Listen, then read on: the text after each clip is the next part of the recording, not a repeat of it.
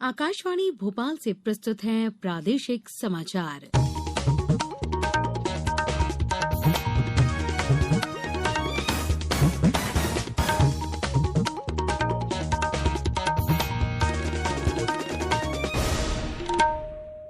नमस्कार, समाचारों के साथ मैं पूर्वा त्रिवेदी। पहले एक अपील। देश कोविड टीकाकरण अभियान के अंतर्गत 150 करोड़ टीके लगाने की दिशा में निरंतर आगे बढ़ रहा है। कोरोना वायरस का नया वेरिएंट मिलने से चिंताएं बढ़ी हैं। इसे देखते हुए श्रोताओं से हमारी अपील है कि यथाशीघ्र दोनों टीके लगवाएं और अन्य लोगों को भी टीके लगवाने के लिए प्रेरित करें। कृपया 3 सरल उपायों का पालन करें। मास्क लगाएं, 2 गज की सुरक्षित दूरी बनाए रखें, हाथ और चेहरा साफ रखें। कोविड से संबंधित किसी भी जानकारी और मार्गदर्शन के लिए राष्ट्रीय हेल्पलाइन नंबर 011-2397-8046 और 1075 पर संपर्क करें। अब इस बुलेटिन के समाचार। सबसे पहले मुख्य समाचार। प्रधानमंत्री नरेंद्र मोदी ने गोवा में 650 करोड़ रुपए लागत से किया कई विकास परियोजनाओं का उद्घाटन और शिलान्यास। प्रदेश विधानसभा का 5 दिवसीय शीतकालीन सत्र कल से शुरू।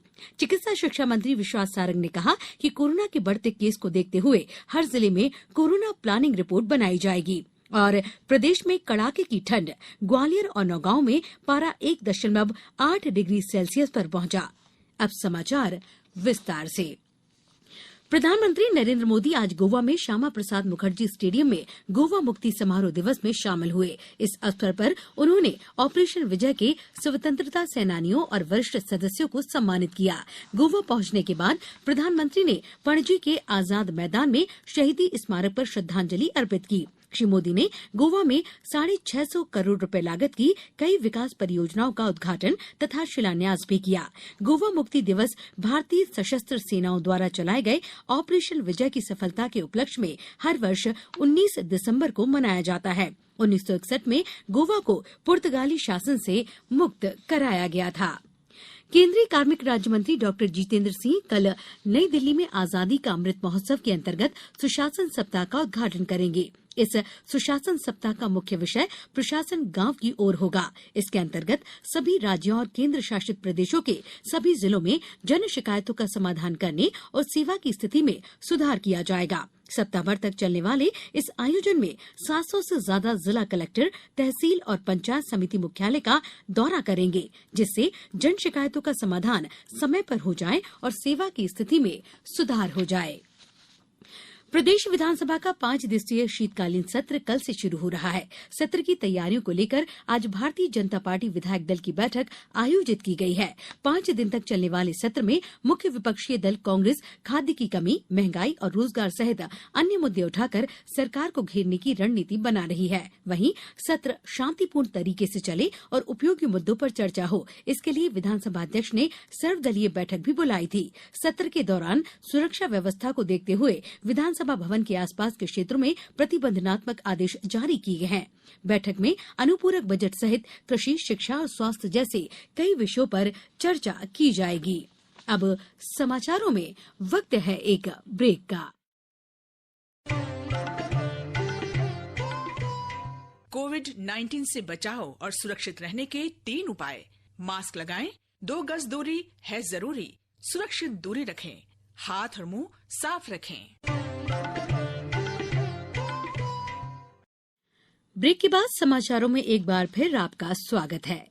चिकित्सा शिक्षा मंत्री विश्वास सारंग ने कहा कि कोरोना के बढ़ते केस को देखते हुए हर जिले में कोरोना प्लानिंग रिपोर्ट बनाई जाएगी। उन्होंने कहा कि तीसरी लहर से निपटने के लिए मेडिकल अस्पतालों, स्वास्थ्य केंद्रों में तैयारी पूरी कर ली है। स्वास्थ्य विभाग ने निजी अस्पतालों से कोविड अनुबंध 3 महीने के लिए बढ़ा दिया है। प्रदेश में 24 घंटे 15 कोरोना संक्रमित मिले हैं। सबसे अधिक इंदौर में 6, भोपाल में 5, सागर में 3 और सिवनी में 1 कोरोना संक्रमित पाया गया है। प्रदेश में अब तक 7,93,482 कोरोना संक्रमितों में से 7,82,771 लोग ठीक हुए हैं। रिकवरी रेट 98% से अधिक है।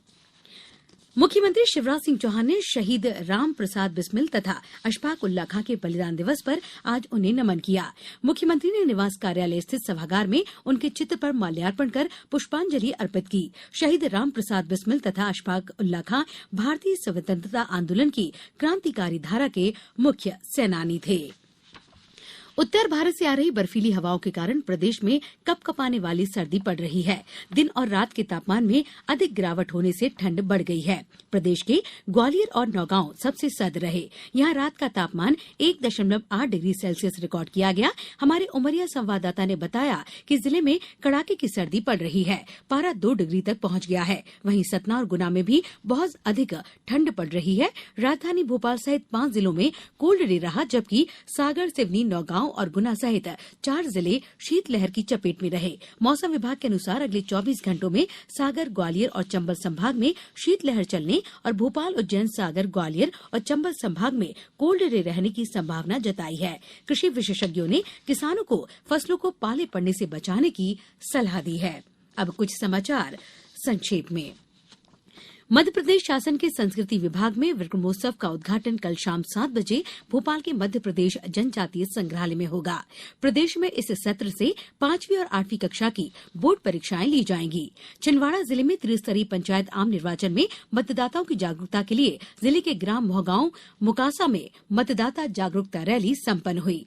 जबलपुर में अखिल भारतीय विद्यार्थी परिषद के 2 दिवसीय 67वें राष्ट्रीय अधिवेशन में मुख्यमंत्री शिवराज सिंह चौहान और कैलाश सत्यार्थी शामिल होंगे और सीहोर जिले में कलेक्टर के निर्देश पर कार्रवाई के दौरान रेत सहित अन्य अवैध उत्खनन और परिवहन को रोकने के लिए खनिज विभाग ने रेत का अवैध परिवहन करते हुए 9 डंपर जब्त किए हैं। इस बुलेटिन में फिलहाल इतना ही। अंत में एक अपील, मास्क और 2 गज की दूरी, हाथ धोना भी है जरूरी। नमस्कार।